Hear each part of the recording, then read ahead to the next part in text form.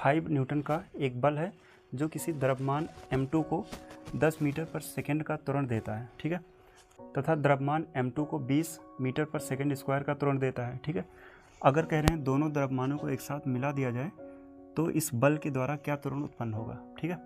तो प्रश्न यहाँ पे समझ में आ रहा होगा, एक 5 न्यूटन का बल है, ठीक है, इसके कारण जो द्रव्यमान m1 है इस पर एक त्वरण लगता है, मान लिया ये a1 है, तो इस पर कितना 10 मीटर पर सेकेंड स्क्वायर का त्वरण ये 5 न्यूटन का बल इस पर अप्लाई करता है, ठीक है। ऐसे ही जो m2 है उस पर 20 मीटर पर सेकेंड स्क्वायर का त्वरण ये जो 5 न्यूटन का बल है वो उत्पन्न करता है इस पर या इसको देता है, ठीक है। इसको हम a2 अगर कहें, ठीक है।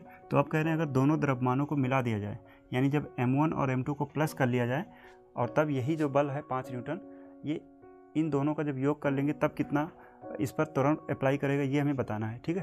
तो यहाँ पे सिंपल जो हमें फार्मूला इसके लिए पता होना चाहिए वो कौन कौन सा है। यहाँ से एक फार्मूला ये होता है F = ma, ठीक है। इस फार्मूले को हमें यहाँ पे पता होना चाहिए, इसी की सहायता से ये पूरा सवाल लग जाएगा, ठीक है। तो यहाँ पे क्या क्या दिया है अगर हम उसको देखना चाहें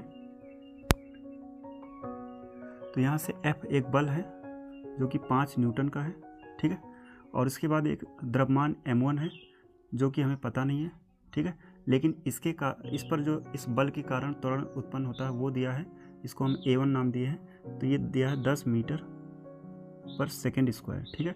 ऐसे ही m2 द्रव्यमान है, ये भी नहीं पता है, लेकिन इस पर जो त्वरण अप्लाई हो रहा है a2 मान लेते हैं, ये दिया गया है 20 मीटर पर सेकेंड स्क्वायर, ठीक है। तो अब यहाँ से क्या करते हैं, यहाँ पे अगर हमें m1 m2 का मान पता चल जाए, क्योंकि बाद में क्या है इन दोनों को एक साथ मिला देना है, तो जब m1 m2 पता रहेगा तभी तो हम द्रव्यमान को एक साथ मिलाएंगे, और बल पहले से दिया है तो फिर उस केस में हम त्वरण निकाल पाएंगे, ठीक है। तो अब यहाँ से हमें m1 m2 का मान चाहिए, तो फार्मूला यही है, यहाँ से अगर हम m को रोकें या इसको m1 माने, है ना, तो m1 को रोकेंगे तो यहाँ बनेगा f बटा a1, ठीक है। जो m1 है यहाँ से m को रोकेंगे तो a इसके बटे में जाएगा ना, तो यहाँ से m1 बराबर f बटा a1। अब f यहाँ पे 5 न्यूटन का है और उसके बाद a1 ये है 10 मीटर पर सेकेंड स्क्वायर, ठीक है। अब इसको सॉल्व करेंगे तो 5 से 10 कट जाएगा, ये आएगा 1/2। अब ये m है तो इसको किलोग्राम में लिख देंगे, ठीक है, kg, और इसको अगर भाग दिया जाए तो ये बन जाएगा 0.5 kg, ठीक है। यहाँ से समझ में आया, m1 का मान आ गया। और इसी प्रकार से अगर हम m2 के लिए जाएं तो m2 बराबर हो जाएगा F/A2। अब F यहाँ पे 5 न्यूटन ही रहा और जो A2 है वो बन गया है 20 मीटर पर सेकेंड स्क्वायर। इसको सॉल्व करेंगे तो ये बनेगा 1/4 kg, ठीक है। और इसी को 4 से अगर भाग लगाते हैं तो ये बन जाएगा 0.25 kg। इतना क्लियर होगा। अब यहाँ से हमें m1 m2 का मान पता चल गया। m1 जो है 0.5 kg है और m2 जो है वो 0.25 kg है, ठीक है। अब कहा गया था अगर इन दोनों द्रव्यमानों को मिला दिया जाए, ठीक है, तो यहाँ से कुल द्रव्यमान निकाल लेते हैं। कुल द्रव्यमान यानी m1 प्लस m2, तो ये आएगा यहाँ पे m1 था 0.5 kg और ये है 0.25 kg, ठीक है। तो ये मिलके हो जाएगा 0.75 kg, है ना। इसको 50 मानो, ये 25 तो 75 हो जाएगा, ठीक। तो ये आ गया इसका कुल द्रव्यमान। और बल F जो है वही है 5 न्यूटन, क्योंकि प्रश्न में बोला गया है अगर इन दोनों को एक साथ मिला दिया जाए तो इसी बल के द्वारा, जो बल है उसी के द्वारा कितना त्वरण उत्पन्न होगा। तो ये बल पता है और ये द्रव्यमान पता है।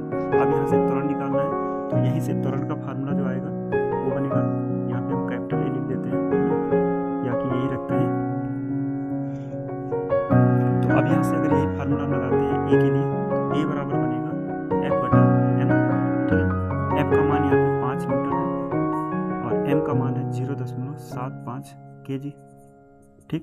अब यहाँ से दशमलव हटाएंगे तो ये बन जाएगा 5 बटा, या इस पे 2 0 बढ़ा देंगे और बटे में रहेगा 75, ठीक है। और ये अब क्या है, ये और अब इसका मात्रक बन जाएगा, क्योंकि ये त्वरण है तो ये बनेगा मीटर पर सेकेंड स्क्वायर, ठीक है। अब इसको यहाँ से सॉल्व करते हैं, ठीक है। तो ये लिखा गया है 500/75, इसको हम 25 से काट सकते हैं ना, 25 × 75 और 25 दूना 50, यानी ये बन गया 20/3 मीटर पर सेकेंड स्क्वायर। ठीक, अब इससे इसको भाग देते हैं तो 3 बार 6 बार जाएगा, 3 छक 18 है ना, 2 बचेगा, फिर 20 हो जाएगा, 3 छक 18 और एक 7 लगा देते हैं यहाँ पे, और ये आ गया मीटर पर सेकेंड स्क्वायर। ठीक है, तो इस प्रकार कहेंगे कि जो बल M1 पर इतना त्वरण दे रहा था, है ना, और M2 पर इतना त्वरण दे रहा था, वहीं पे अगर हम M1 M2 को मिला दें तो दोनों पर जो है इतना त्वरण वो उत्पन्न करेगा।